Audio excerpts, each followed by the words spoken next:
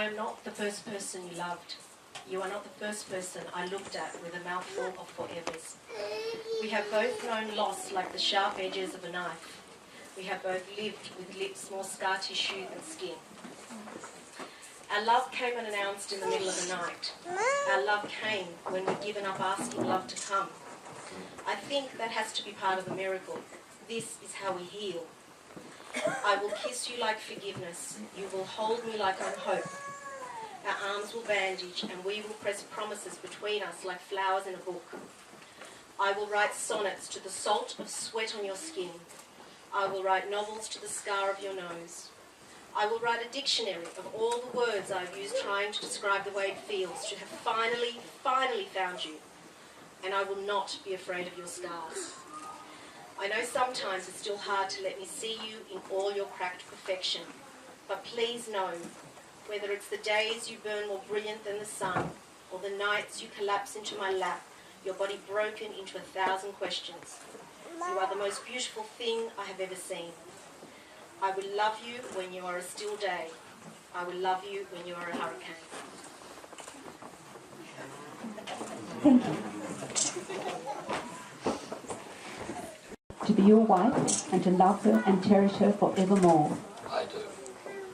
Marriage is a precious gift, a lifelong dedication to love. With this understanding, do you, Michelle, choose Gerard to be your husband and to love him and cherish him forevermore? I do.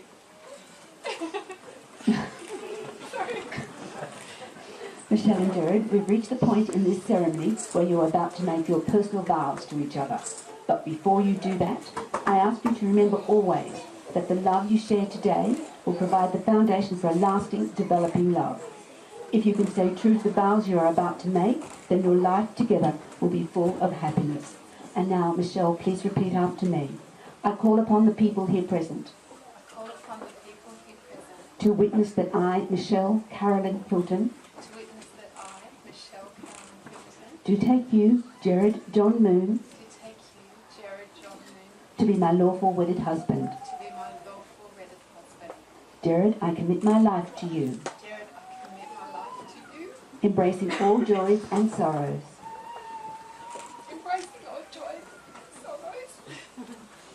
All triumphs and hardships. I make this commitment to you in love, eternally, forevermore. Gerard, please repeat after me. I call upon the people here present to witness that I, Gerard John Moon, do take you, Michelle Carolyn Hilton, to be my lawful wedded wife.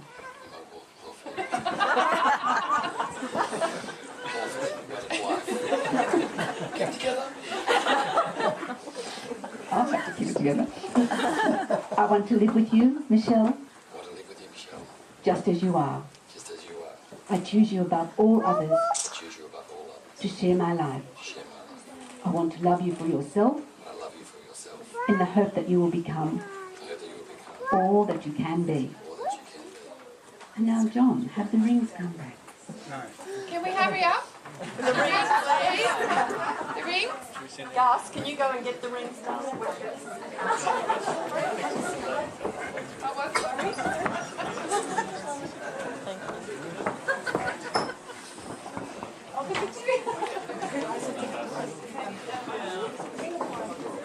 This just means that there's been a lot of love gone into those rings. I'm done here.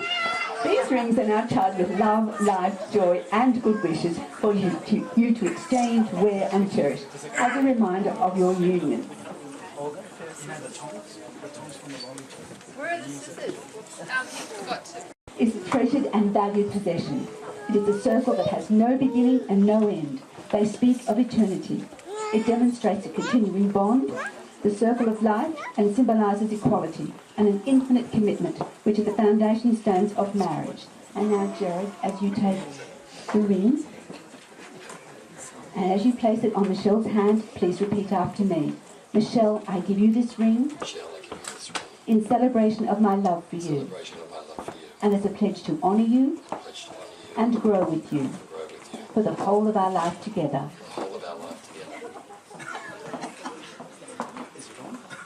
Michelle, as you place the ring on Gerard's hand, please repeat after me.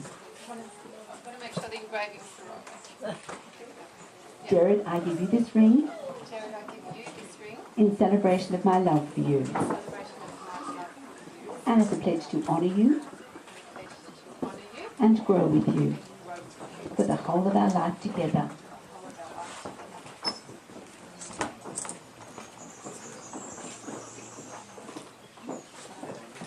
And now we have a very special treat, the extended Edwards card. Here having a little bit of difficulty not crying. That was so beautiful. I can't be alone crying. Dee has asked me to mention that the violin that's being played today is actually my father's violin, which is very special, and he gave it to Nathan before he died. So we're very grateful that Nathan brought it up and is playing it.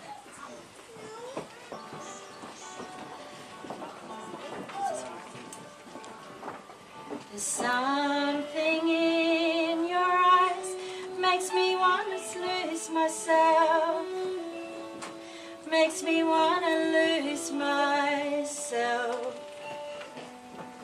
in your arms. Something in your voice makes my heart beat fast. Hope this feeling lasts the rest of my life. If you knew how lonely my life has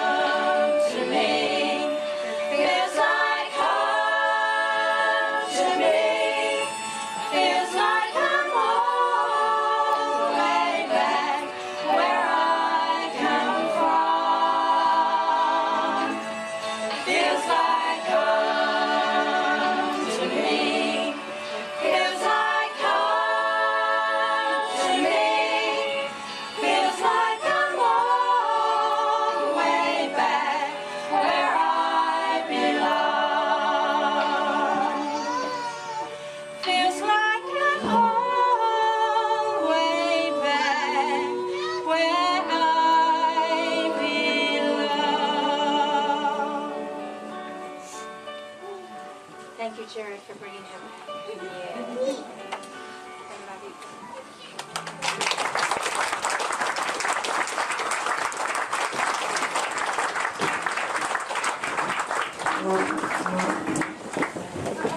To declare you husband and wife. May you know happiness in your marriage, may you be truly best friends to each other and rejoice in each other's love and companionship. And now, Gerard, you may kiss your wife.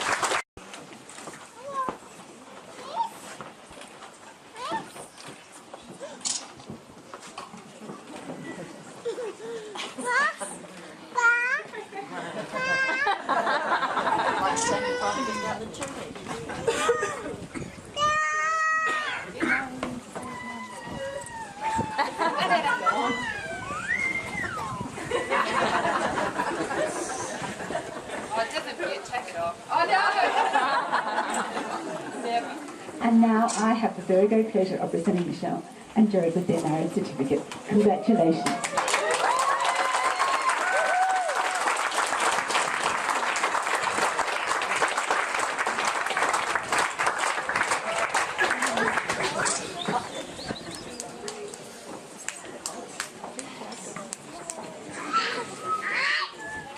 Michelle and Gerard, respect and celebrate with each other, not only all that you have in common, but also your individuality and what that brings to your marriage.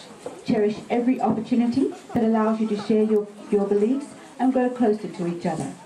Today, there is a vast unknown future stretching out before you. That future, with its hopes and disappointments, its joys and sorrows, is hidden from your eyes. But it is a great tribute to your faith in each other that you're willing to face it together. May your love never fail, but grow deeper and stronger with every day you spend together. May you dare to dream dreams not yet dreamt. Remember this day, remember the words you've spoken, how you feel, truly in love and glad to be married to each other. Ladies and gentlemen, this just about concludes my part in today's ceremony. And to that end, I'd now like to introduce Darren Cave, Michelle's older brother, who will be your MC for the ongoing festivities on this great day. I know you all have a wonderful afternoon. Thank you.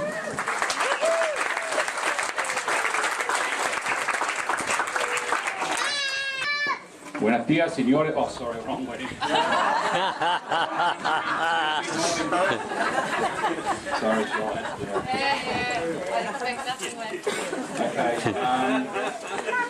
Today, Darren, Michelle's bigger brother. He's got a little skinnier brother over there. And basically, we'd like everyone to stay where they are for a group photo in a minute. and they're going to be then slipping away after that for their photo sessions in the gardens. You can all sit if you want. You can all sit. Where's your glasses?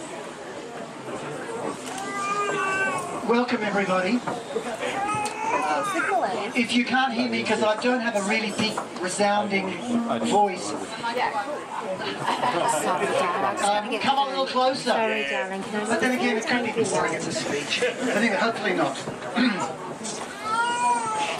Our daughter Michelle lights up a room with a smile. Yellow, orange. I'm not talking about her teeth.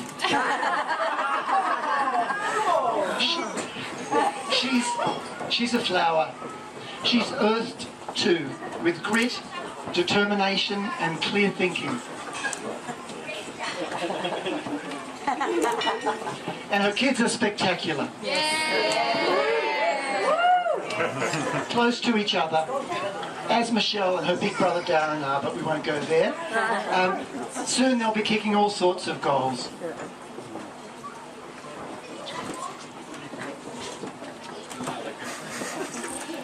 Where our daughter Michelle is a radical extrovert, Gerard is extraordinarily self-contained. Luckily. Caring, and he's kept his friends for decades. He's had to journey through a lot too.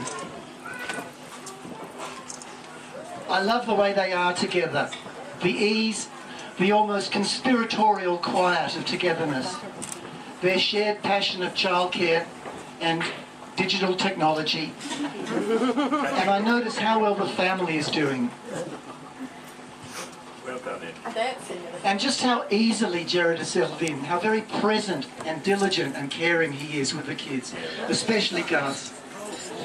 It remains to wish them every happiness in their new life together. Take a breath. As husband and wife. Mickey has found his Minnie. And Holly and Gus are Mickey's nephews. Huey, Louie, Dewey, all rolled into one.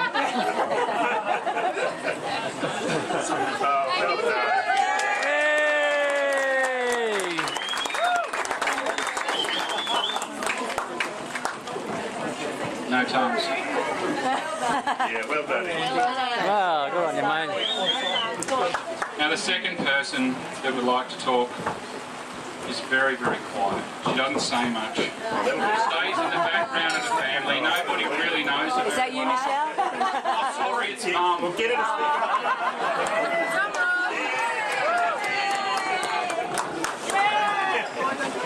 I don't think she needs a microphone.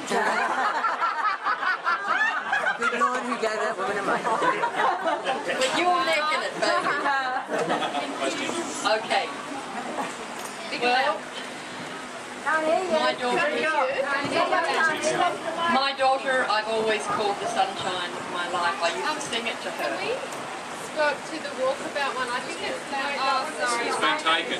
We just keep going. I used to sing that to her when she was a little girl. I won't bore you with it right now. I don't have my sisters to help. Yeah, that's it. Put your teeth in. We all know how much I love my daughter. But I want to say a few words about this man, Gerard, who has some very rare qualities.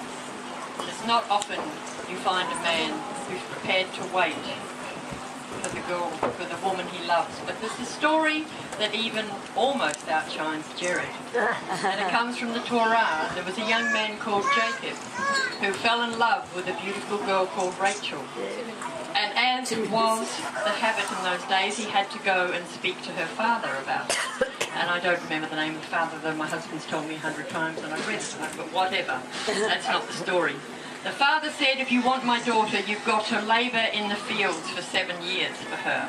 And he did so. And came to the wedding day, when he eventually lifted the veil to see his beautiful Rachel. He was stunned to find that he'd been married to her older sister Leah. Yes, that's right.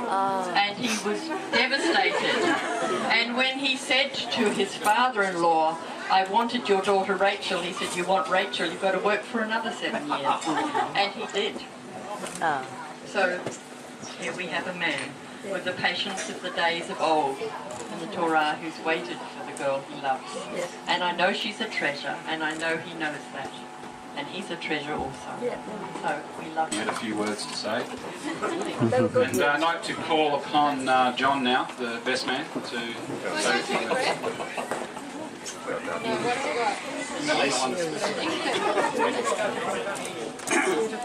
Right. I first would like to acknowledge how absolutely glorious the bridesmaids are looking. So, top job, top effort.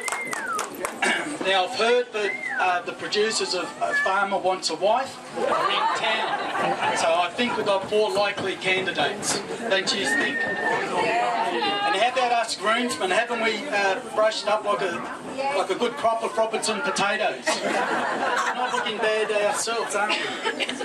Okay. I feel honoured to have been asked by Gerard to be his best man. But you, like me, are probably thinking, what does it take to be selected as a best man? Surely it's all about mateship, and I will give you a couple of flashbacks of things that I have done for Gerard. So, when we finished high school, Gerard was determined to make a career in the childcare industry. We all thought that he was silly, but he was actually smarter than all of us, because he was going into an industry full of glorious women. He actually asked me to help him write his resume, an application for a small childcare centre located down in Hillsdale. And from that day, he landed the job and he's never looked back. Then there were the driving lessons, which allowed Gerard to get his licence. I actually pioneered a technique known as dead leg reflexology. I must admit that it was probably a tad dangerous, but he quickly learnt not to make too many mistakes.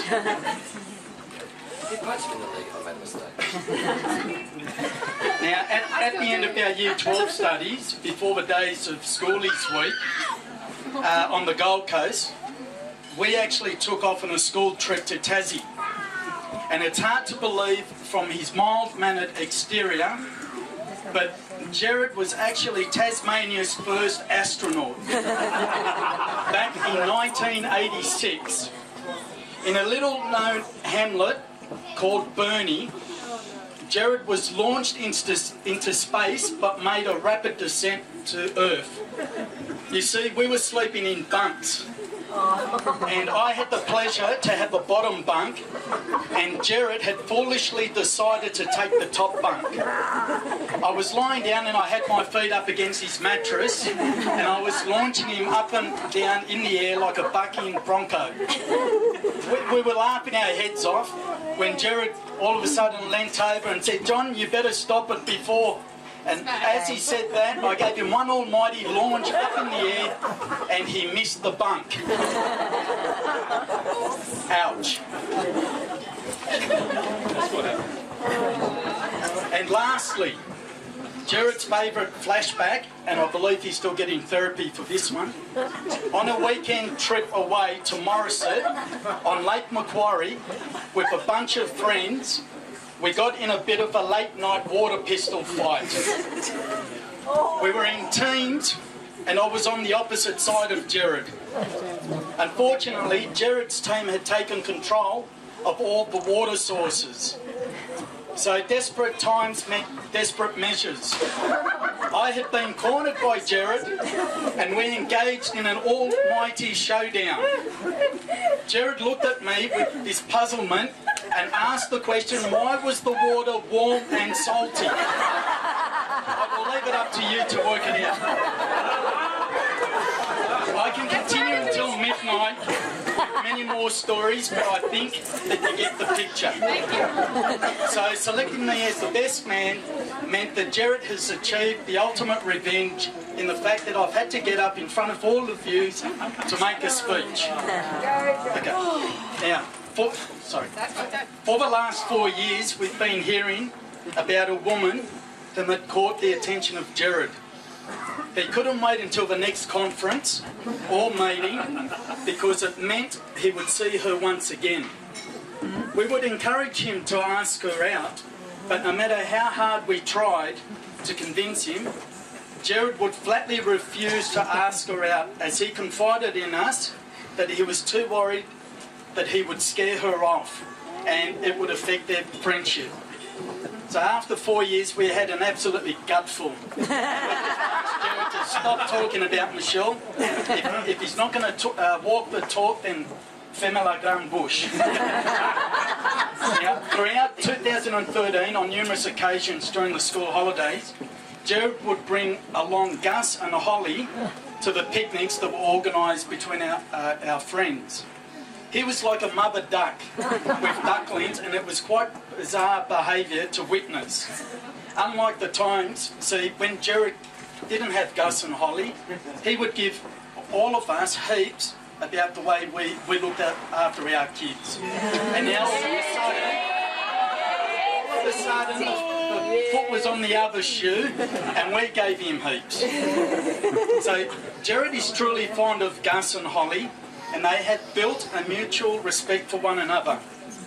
It wasn't until the 1st of January 2014 that I got the pleasure to meet the mystery woman whom had captured Gerard's heart. From that day, I could see that this was a deconstructed version of the Disney classic Sleeping Beauty. Gerard was the Sleeping Prince, whom had been placed under a spell by the wicked Queen, and only a true love's kiss would break the spell. But there was a twist to this fairy tale. In the Disney version, the kiss had to be found prior to the 16th birthday. Gerard was overdue by almost 40 years.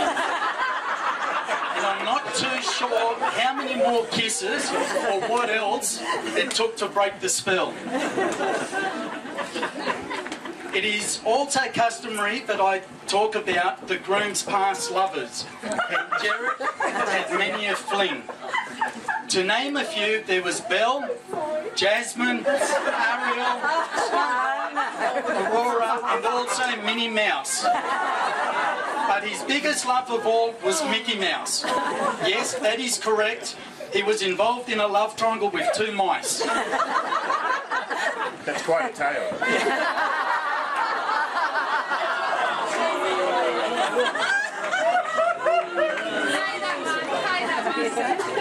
There were many people that filled Gerard's heart, and he invested a great amount of time and money in the cult known as Disney.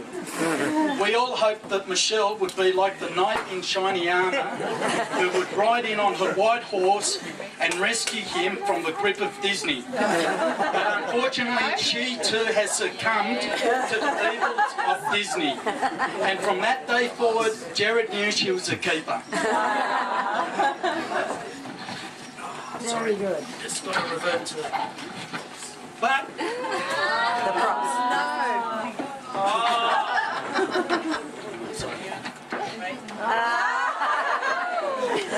But who am I to talk? In 2013, my family and Gerard travelled all the way to Paris to spend 14 days in Paris, of which 4 were spent at Disneyland. Gerard has a lot to answer for. Gerard vowed me to a secret in the middle of January, but I'm sorry that I cannot keep it any longer. He was going to ask Michelle to marry him during their trip to Disneyland during Easter 2014. However, he was very mindful of Gus and Holly's feeling and the close relationship they had with their mum. He actually asked for their permission first, prior to seeking approval from Michelle's parents, and then he asked Michelle for her hand. I think you'd ask me first. Gerard? Yeah, I think so. It was a sure thing. It was a sure thing. It was. So, Gerard, we thought that we would never see this day come, and I guess you wanted to wait until the right person came along, and that person is Michelle. I would like to propose a toast of everlasting happiness in your fairy tale unison with Michelle. So, Don't take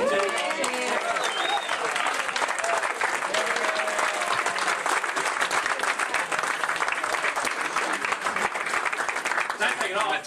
Don't take it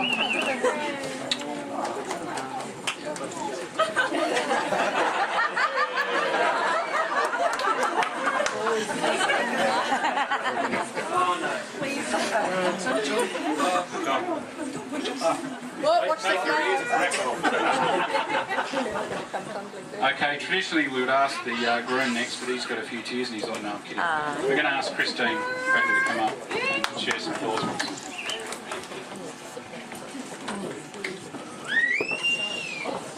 Well, what a magical wedding, and how lucky were we with the weather that hold off right to the end. Yeah, no, it's perfect. Firstly, I just want to thank John on behalf of the bridesmaids for his kind words, and I would just like to say how handsome all the groomsmen do look today, particularly Gus in his three-piece.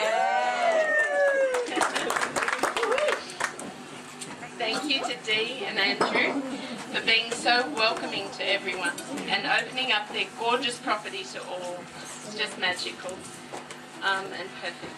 So I also want to say how honoured I am to be standing here and to be part of this beautiful wedding. I won't look at you. You're going to cry anyway, you might as well look. Yeah. And the joining together of Michelle and Gerard. Thank you, Michelle, for choosing me to be one of your bridesmaids. It is a great honour. I've known Michelle for roughly 10 years, when our two daughters, Jess and Holly, became good friends at primary school. And I have become extremely close over the years, and to whom I'm privileged to call my baby Abigail, my beautiful best friend forever. It is during these years that Gerard has come into Michelle's life. Always there, always supporting, taking Michelle and the kids out to the Easter show and all the kids' movies, as well as many other adventures. Very keenly, I might add, being such a kid at heart himself. Gerard's presence can be seen by all the photos taken of Michelle, Holly and Gus together over the years, as they have been all mainly taken by Gerard. For anyone who has watched their relationship and love grow, they would know that they have found their true love. I wish you both all the happiness and love in the world together. I also wish Holly and Gus lots of family fun time with Michelle and Gerard now being finally together. So if everyone could raise their glasses and cheers a toast to the happy couple. To Michelle and Gerard. Before you go, I have a crochet hook that you're going to need to get that dress undone tonight. Chainsaw. Chainsaw will do it. Okay, now I'll ask the groom, Gerard, just to share some words with us. Sorry, I didn't actually prepare a speech because I was a bit busy. So first of all, I'd like to thank Dee and Andrew so very much. Where are they? I don't know where Dad is. Mum's there. Oh, there's Dad. Not only this wonderful woman here, but for welcoming me so welcomely into your family. And my God, what a family it is. I'll leave name tags or something, I'll have to work it all out. I'd like to thank, obviously, my brothers-in-law, who've been so very welcoming as well. I'd like to thank the beautiful bridesmaids and the groomsmen, some of which I've known far, far too long. I'd like to thank Holly and Gus for welcoming me so much into the home as well. Love them dearly. And I'd like to thank a very, very special thank you to my beautiful wife, who is just incredibly stunning. Oh my God.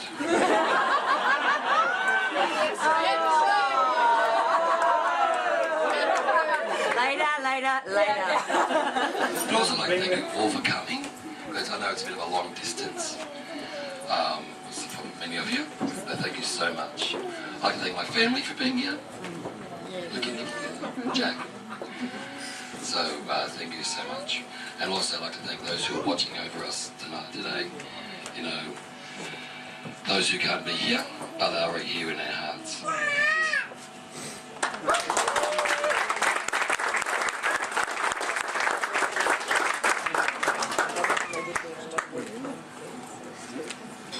When it came to talking about who was going to do speeches, Joe goes, well, what's tradition? And I said, who cares what's tradition? You know, that's what I say.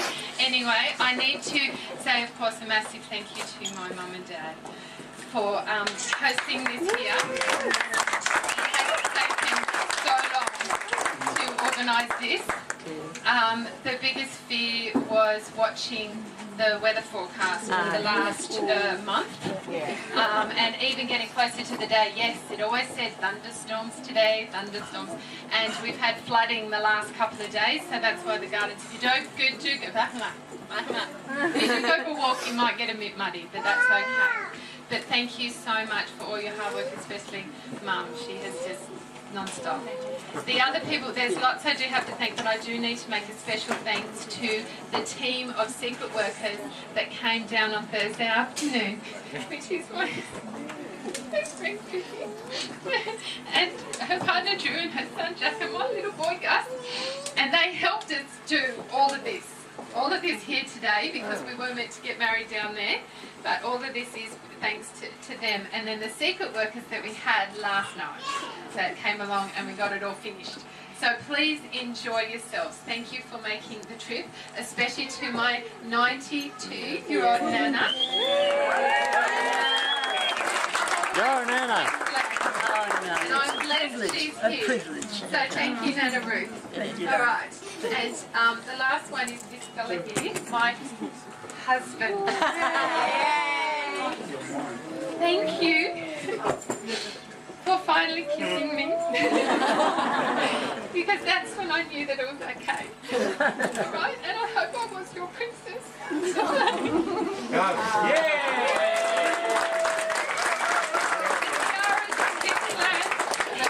I bought it in Disneyland ready for the wedding. So thank you, I did my best. Thank you all, now enjoy.